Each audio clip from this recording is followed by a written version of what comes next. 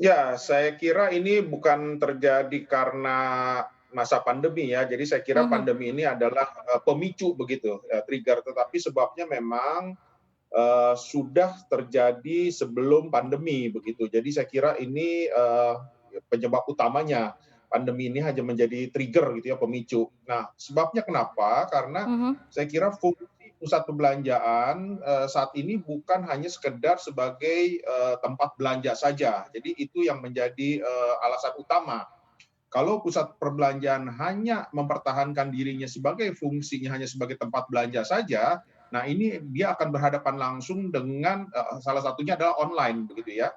Jadi Mhm. online ini, fungsinya itu kan hanya untuk tempat, sebagai fungsi belanja. Nah, pusat belanja yang hanya memfungsikan dirinya sebagai tempat belanja akan berhadapan langsung dengan online.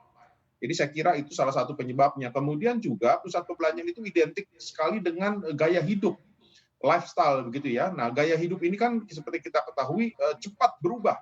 Bahkan setiap detik, setiap saat itu, perubahan gaya hidup itu terjadi, lifestyle itu. Nah, pusat-pusat perbelanjaan yang tidak bisa merespon perubahan-perubahan gaya hidup ini, tentunya ini akan tertinggal begitu. Nah, kemudian ditambah lagi dengan, pandemi begitu. Inilah yang menjadi penyebab-penyebabnya.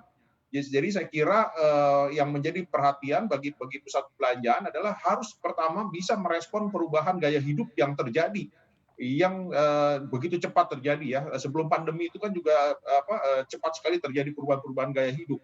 Dan ditambah lagi dengan pada saat pandemi ini, semua, hampir melakukan online begitu ya. Jadi online ini kan begitu masif, selama masa pandemi. Jadi saya kira ini juga harus direspon, jadi pusat-pusat perbelanjaan tidak bisa lagi berfungsi hanya sebagai tempat belanja.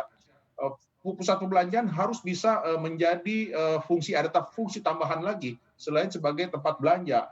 Salah satunya adalah yang sekarang ini dirasakan sangat diperlukan khususnya di masa pandemi adalah pusat perbelanjaan harus bisa menjadi ada fungsi koneksi sosial begitu. Jadi saya kira ini menjadi sangat penting ya. Ya, di mana fungsi koneksi sosial ini yang di luar dunia maya yaitu offline itu yang tidak bisa disiapkan ataupun tidak bisa diberikan oleh, online shopping. Jadi pusat-pusat perbelanjaan ini harus bisa memperkuat justru, fungsi-fungsi offline-nya. Salah satu fungsi offline yang diperlukan saat ini adalah menjadi koneksi sosial begitu. Inilah yang diperlukan. Nah, pusat-pusat perbelanjaan harus bisa menyiapkan ataupun memberikan fasilitas, fungsi sosial tersebut kepada para, pengunjung ataupun kepada para pelanggannya. Nah, bagi pusat-pusat perbelanjaan yang tidak bisa memberikan, menyiapkan ataupun memberikan fasilitas-fasilitas tersebut, maka tentunya ini akan ditinggalkan oleh masyarakat ataupun oleh para pelanggannya. Demikian. Baik Pak Alfonsus, berarti ini memang salahnya si tenan-tenan itu sendiri yang tidak bisa mengikuti perkembangan zaman begitu ya. Kalau misalkan Anda tadi bilang harusnya ada sosialisasi, cuman kan ini dirasa telat sekali Pak Alfonsus. Dilihat kita memang sedang berada di situasi pandemik. Ini kan, tadi Anda bilang sebelum pandemi juga sudah menurun begitu. Ya, bagi pusat perbelanjaan yang tadi yang saya sampaikan bahwa sebelum pandemi sebetulnya, banyak sekali contoh-contoh pusat perbelanjaan yang memang kondisinya juga sudah menurun begitu. Karena tadi, tidak bisa merespon perubahan gaya hidup yang terjadi ataupun tidak bisa merespon perubahan tren, gaya belanja begitu ya, yang terjadi di masyarakat. Nah, bagi mereka yang tidak, melakukan sesuatu merespon perubahan ini tentunya akan ditinggalkan oleh masyarakat. Nah, tetapi tadi yang saya sampaikan bahwa Mmm. sebetulnya dengan masa pandemi ini sebetulnya ada peluang. Pandemi ini kan membawa satu perubahan besar terhadap kehidupan di masyarakat ya. Jadi, nah, menurut saya justru perubahan-perubahan ini yang harus dimanfaatkan. Sebetulnya dengan adanya perubahan tentunya ini membawa satu peluang begitu.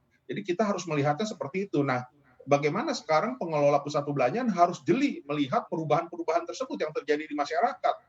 Bagi pengelola pusat perbelanjaan yang diam saja tidak mau memanfaatkan perubahan tersebut ataupun tidak menyadari perubahan tersebut, ya tentunya ini akan ditinggalkan oleh masyarakat. Nah, apa perubahan itu? Perubahan itu yang diperlukan sekarang ini kan masyarakat ini kan dari pagi sampai malam sekarang ini kan serba virtual ya. Jadi kalau Ya. kita sejak bangun tidur sampai mau tidur itu semua serba virtual. Jadi saya kira Mmm. ini sebetulnya bukan kehidupan manusia yang sebenarnya begitu. Karena kehidupan manusia yang sebenarnya itu, manusia itu kan makhluk sosial yang perlu berinteraksi secara langsung dengan sesamanya. Berinteraksi secara langsung, bukan secara virtual. Itu adalah, hakikat makhluk sosial begitu. Nah, pusat perbelanjaan harus bisa menyiapkan fasilitas ataupun tempat untuk bisa masyarakat ataupun manusia-manusia ini melakukan interaksi sosial dengan sesamanya yang bukan melalui dunia maya. Jadi saya kira ini yang perlukan. Nah, pusat-pusat perbelanjaan yang tidak bisa memberikan fasilitas tersebut, yang hanya memberikan fasilitas itu hanya sebagai fungsi belanja saja, ini yang akan ditinggalkan tentunya. Masyarakat akan memilih. Tadi kan sudah kita mendengar sendiri bahwa masyarakat akan memilih ke pusat-pusat pembelanjaan yang banyak memberikan fungsi-fungsi lain selain sekedar sebagai fungsi tempat belanja begitu. Jadi saya kira ini yang harus diperhatikan. Nah, jadi pandemi ini bukan menjadi salah satu alasan, Hmm, bukan satu-satunya alasan maksud saya, tetapi ya. pandemi ini menjadi pemicu begitu. Ya.